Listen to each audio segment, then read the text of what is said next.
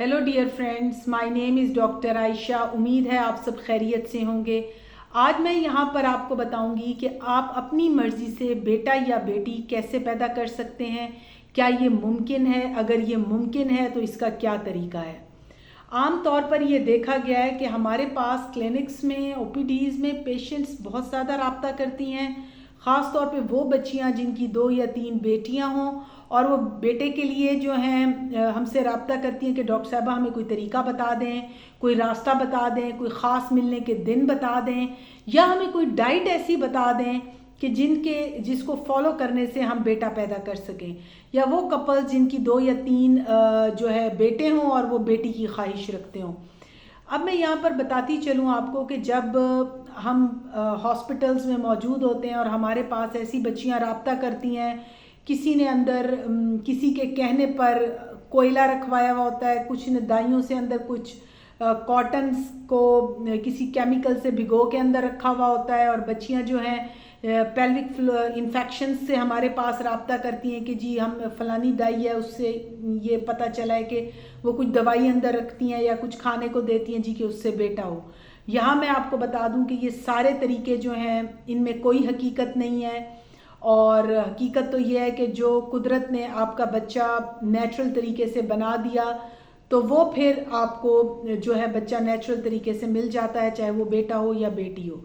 लेकिन क्या साइंसी तौर पे ये पॉसिबल है कि आप बेटा या बेटी को अपनी मर्ज़ी से पैदा कर सकते हैं? तो बिल्कुल ये साइंसी तरीके से ये मुमकिन है कि अगर आपको बेटा चाहिए तो भी आप उसको पैदा कर सकते हैं, और बेटी चाहिए हो तो भी कर सकते हैं। यहाँ पे मैं आपको थोड़ा सा समझाने की कोशिश करूँगी कि ये किस तरह से मुमकिन है। जो फीमेल है उसके जो क्रोमोसोम्स में होते हैं वो XX होते हैं, और जो मेल होता है उसमें XY होता है।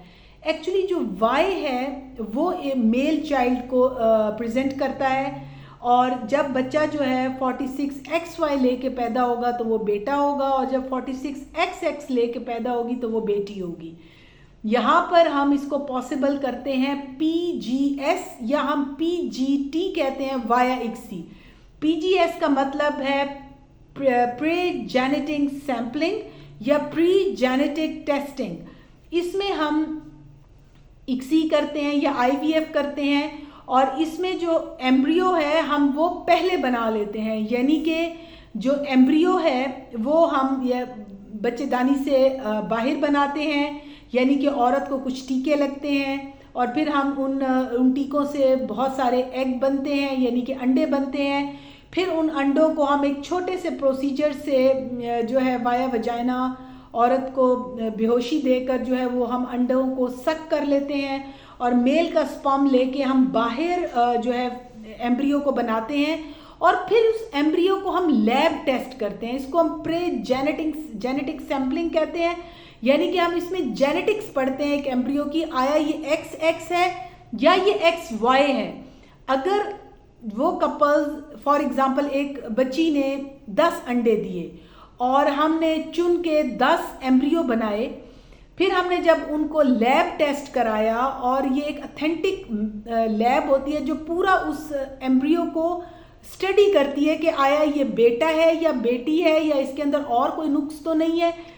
फिर हमें पता चलता है कि फॉर एग्जांपल अगर एक औरत ने 10 अंडे दिए, हमने उसमें 10 एम्ब्रियो बनाए, फॉर एग्जांपल उनमें से 4 बेटे निकल आए, यानी 46XY हमें मिल गए, और बाकी जो है हमें बेटियां मिली।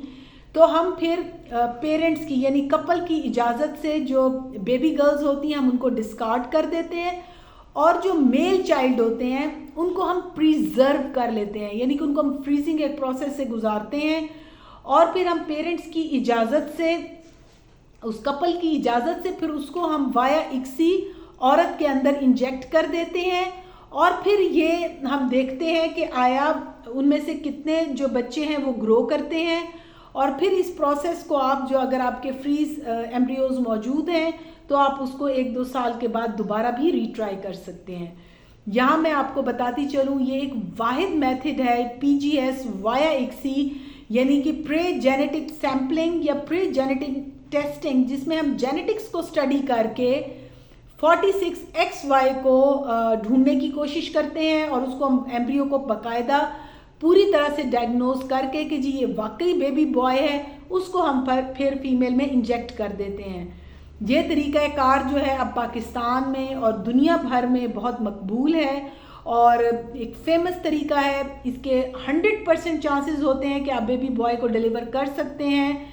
आप अपनी गायनाकोलॉजिस्ट से जो आपके करीब तरीन है, आप इस मेथड को ज़रूर पूछें और आपको इसका फ़ायदा होगा। लेकिन ये जो मैंने वीडियो के स्टार्टिंग में बताया कि जिस तरह जाके मुख्तलिफ़ किस्म की दवाइयाँ अंदर रखवा लेते हैं या कोयला है, लकड़ी है, इवन कॉटन चीज़ों में भिगो के अंदर रखी होती हैं, उससे उल्टा आप लोगों को पेल्विक इन्फेक्शंस हो जाती हैं, वजाइनल डिस्चार्ज हो जाते हैं, लिकोरिया और बहुत सारे मसाइल पैदा हो जाते हैं। उनसे बचने की कोशिश करें और इस तरीक़ाकार से जो मैंने आपको बताया है इसको आप अपने गायनाकोलॉजिस्ट से पूछें और इस तरीके को फॉलो करने की कोशिश करें। अगर आपके कोई क्वेश्चन है आप मुझसे कमेंट सेक्शन में पूछ सकती हैं। अगर आप मुझसे ऑनलाइन अपॉइंटमेंट लेना चाहें तो वाया वीडियो कॉल आप मुझसे अपॉइंटमेंट ले सकते हैं। Thank you very much.